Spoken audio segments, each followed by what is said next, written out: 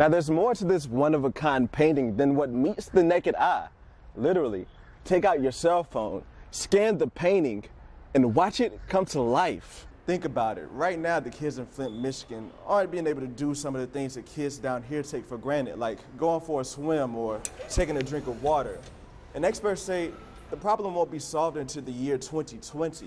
Imagine waking up here on the 6th floor and having to take the elevator downstairs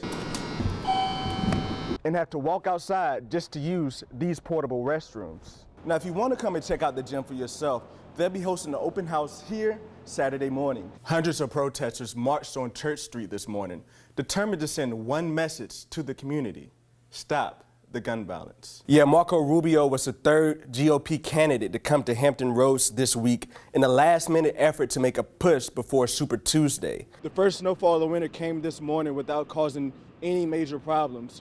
And now city officials are worried what's going to happen next once temperatures drop below 30 degrees tonight. It's a new addition to the Neon District in Norfolk. These patterns are different patterns from different parts of Africa that I brought in there. They're like vintage looking and old, but they also look futuristic. Named Ancient Freedom, Cedric Douglas puts the finishing touches on his massive creation. A lot of my work already does represents this multicultural, bringing people together in the art and asking questions.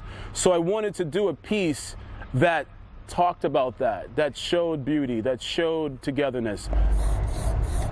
Now there's more to this one-of-a-kind painting than what meets the naked eye. Literally, take out your cell phone, scan the painting, and watch it come to life. Now it's not magic. It's like the birds, the shapes, they're gonna come to life. It's augmented reality. Douglas designed the mural so that the circles and dots would scan like a barcode. Like when you go to the grocery store, you scan something and it sends information to the computer. The design of the mural, so the shapes, the stars, the portrait, the circles, it triggers those things. The circle does this when it sees that shape. And for Douglas, that isn't even the best part. I really want to have people become part of the art. They become part of the experience, not just me creating a mural and then leaving town. Like, I want these experiences to continue. And that's where the augmented reality comes in. In Norfolk, Kendall Davis, 13 News Now. Before the cast take the stage, Lifeline first. They have to come to life. Tilt your head up and close your eyes. From Broadway to Hampton Roads, the story of Simba is told in Lion King, the musical. I have experience doing Halloween makeup. I go a little crazy on my family every year. And now Kristen Corlo has to turn man into ferocious beast. I had to make everything cohesive and tribal, trying to stay true to the Broadway. And what's a lion without its mane? On Broadway, I think they get a year, and we got about maybe 6 weeks. Audra Rodriguez's husband put in over 200 hours of hard work to make 17 masks. And he got 20 pounds of clay, paper mache, concrete. My memory foam pillow was put to death so it could be used in the middle of the mask. And Justin Sutter wears Simba's mask, and he says it's magical, and it brings him into a role like no other. It kind of draws the audience away from your face and more towards the mask, and they really get into the fact that we're animals. So, mask on, Mufasa, Scar, and Simba are ready to hit the stage. In Norfolk, Kendall Davis, 13 News Now.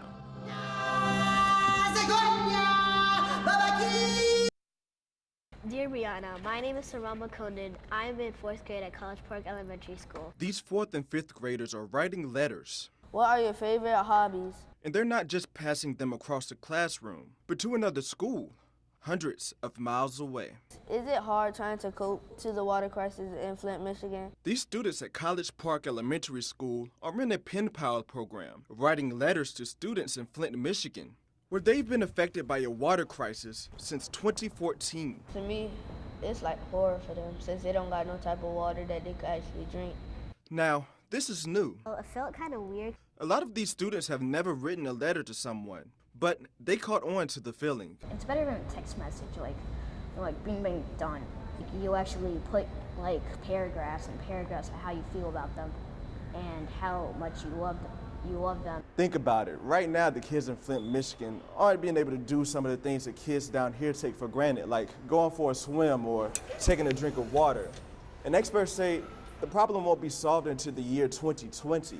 Although they're dealing with that, they have allies here in Virginia. Star Armstrong went to Flint, Michigan to volunteer last year, and she was moved when she visited the schools. One of the main things that the principal at Doyle Ryder said when we asked him what can people do, he said they need hope. And now, these students in Virginia Beach have a feeling that they can make a difference. It makes me feel good, so then I know that I could do something again if anything else happens.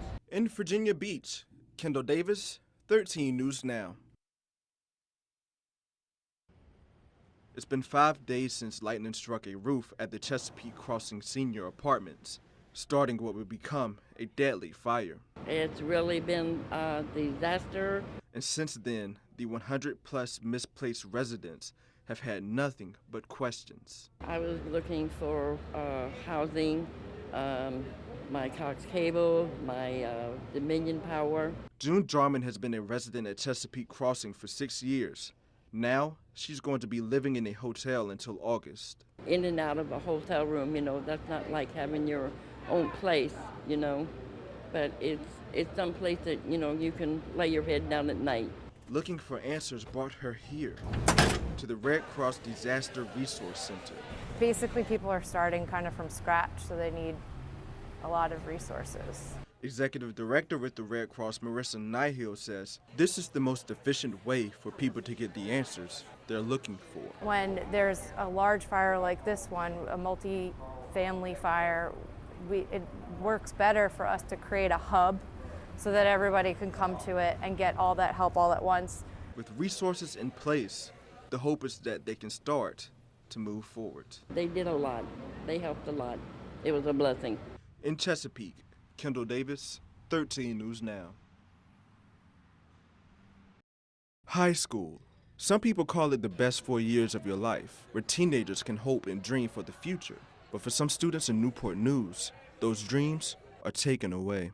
Most of them have no hope when we bump into them. So Terry Jones and his mentorship program, Brothers on the Block, is out to change that. We get them motivated to begin to start to dream. Brothers on the Block is an organization of men who make it their mission to save the future of young boys. I didn't recognize it, that the plight, the hopelessness was that thick in our communities. Those do's and don'ts, I don't want to see them on the tables. Every Friday, members of Brothers on the Block run a life empowerment program at Woodside High School, preparing these students for their future. The continual effort and connection that you make with the young man serves its purpose, and then you begin to see the walls come down. And those walls have fallen, and the administration at Woodside High can't help but notice it. Just about all of the students, we saw gains in their grades, in their report cards. Social media is excellent, but it has its consequences.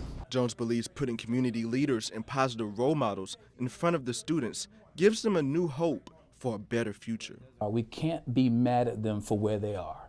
We got to accept them right there and then take them where we believe that they can do just unimaginable things. In Newport News, Kendall Davis, 13 News Now. Once again, these warriors are suiting up. I got 3 tours, 2 Iraq, 1 Afghanistan. 2011 to 2012, Afghanistan. But this time, it's different. Instead of putting on a uniform, they're prepping their bikes. We have a 12-mile route that we're riding through Virginia Beach, and then we have a 21-mile ride that goes through Colonial Williamsburg. Even though the course can be a challenge, I have a lot of knees and back problems, so I can't really do a lot of stuff. For people like Air Force veteran Charlie Honey, it's more than just a long ride on a bike. Yeah, I'm personally out here because I think this is my calling. And remember to lean with that turn. Year after year, Honey makes sure that the bikes are a perfect fit for the riders. Is that where you'd keep it? Mm-hmm. Okay. He comes back because he knows how programs like the Soldier Ride can improve the lives of veterans. And in some cases, this may be the first time a warrior has left their house or been beyond their porch in literally years. That's why This isn't a race, but it's therapy by way of friendship. We are going to ride collectively as fast as the slowest person, and everybody buys into it, and that's kind of how we go forward. Kendall Davis, 13 News Now. I don't know what to do. A grieving mother. I definitely don't know what to do right now, and being honest. Lost after someone shot and killed her daughter. He took the only thing I had. Savanya Hunter was shot 4 times inside of her home. Her 8-year-old daughter and 3 grandchildren were there as she begged her son, Sean Hunter, to let her live. Now her mother, Louise Conyers, wants answers. So I want to know why. Why would you do her like that, as good as she had been to you? Why? And Savanya was the only one in the family who didn't give up on him. It was her child. Even though he refused to receive any help. Everything we tried to do, he didn't want to do it. And that's why Conyers knows that he did not lose his cool and that he had planned to kill his mother. He planned this, and I would tell him in his face he know he did. After losing her child, she is trying to find light through a very dark time. But I'm getting weaker and weaker, and still trying to hold on. We have to forgive, but we don't have to forget. Get set. Whoa, then you cheated. Alana Parker and her son Cameron have an unbreakable bond with each other. Cameron is 9 years old, and if no one told you, it'd be hard to tell that he has autism. And his mom says that hasn't stopped his dreams. He wants to have his own cafe. He wants to be a barber and a photographer. Cameron was 5 years old when he received his diagnosis. The news hit Parker hard, and it was difficult for her to accept. The emotional journey to get to the diagnosis, I'll never forget that time. I want to say I was in denial. Parker is a single mother of 2, so having to deal with the news alone was overwhelming. So she created a business, Autism Unlimited, to bring parents together and start a support group. They feel lost, they're confused, they're sad, they don't know what the future holds for their child. And that brings us here, a night of autism, a place where parents are encouraged to come out and meet others who face the same challenges of raising a child with autism. It really spreads the word. J. Scott Wilson has a child with autism and decided to participate as an artist at the event. I look at, say, my connection with my son. I start analyzing the things that he's doing and the things that I'm doing. With people like Wilson and others sharing their story, the community that Parker was looking for is being built for others. In Norfolk, Kendall Davis, 13 News Now.